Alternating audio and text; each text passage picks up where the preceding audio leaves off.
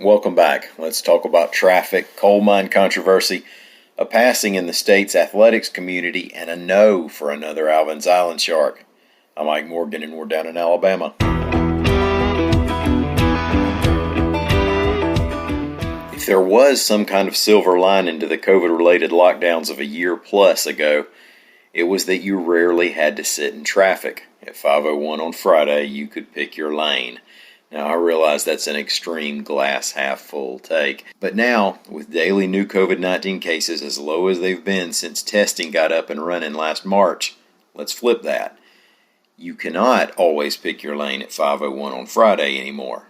AL.com's Ramsey Archibald reports that by March of this year, people in Alabama were already putting more miles on their vehicles than they were in February 2020. That's before COVID. The data Ramsey pulled was from Streetlight data. Now, I know you have some spring break travel in March, but it's not yet the summer season.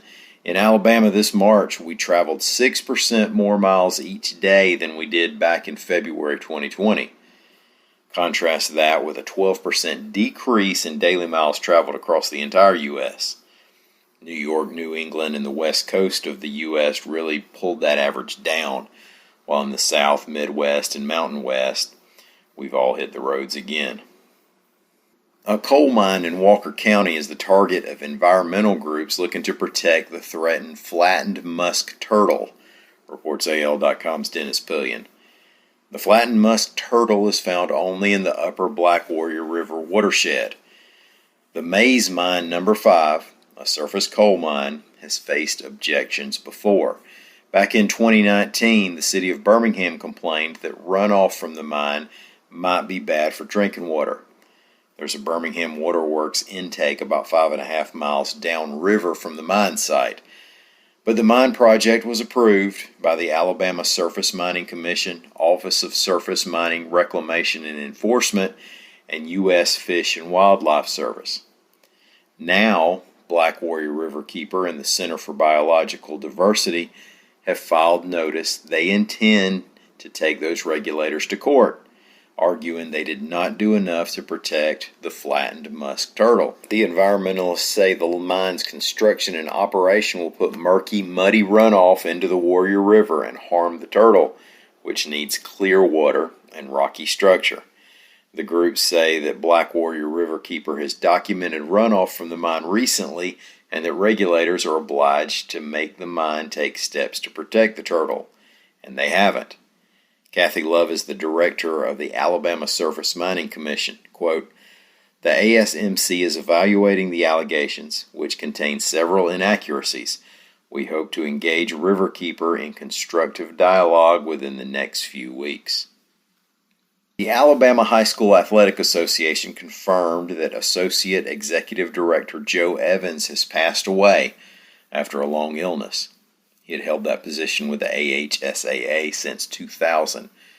Evans was an educator and football coach. He was 378 and 85 at Keith High School in Orville, then coached on Gene Bartow's UAB teams in the mid-'80s and was AD and chair of the PE department at Lawson State. He was inducted into the Alabama High School Sports Hall of Fame in 2013, and Joe Evans was 72 years old. The Gulf Shores Alabama Planning Commission wants nothing to do with a big fake shark outside Alvin's Island. Now, that issue made a little news back in March when the souvenir store wanted to hang a fake 27-foot shark at its location on Beach Boulevard. Now, some of the commissioners expressed concerns then that it might scare kids, saying they didn't want to glorify sharks and that sharks bite people. That brought a few snickers. We pointed out at the time, just for the tourists, that the real thing is only a couple hundred yards from that site. Since that time, Marco Destin Incorporated has a smaller, perhaps less vicious-looking shark statue design, and the company has again requested for a conditional use permit. Now, you need that permit to put up a large or unique visual near the beach, according to Gulf Shores zoning laws. The commission said no, however, and this time the reasoning wasn't that the shark would scare people. Instead, the commissioner's arguments focused on the zoning rules, design standards, a lack of landscaping nearby, and concerns over what they called conflicts with vehicles. Some of the other attractions along the beach, including the Souvenir City Shark's Mouth that you walk through when you go into their store, have been around long enough to be grandfathered in with the newer zoning laws. Thank y'all for listening. We'll be back here again tomorrow. Until then, stop by and see us anytime you can. We're on the internet at al.com.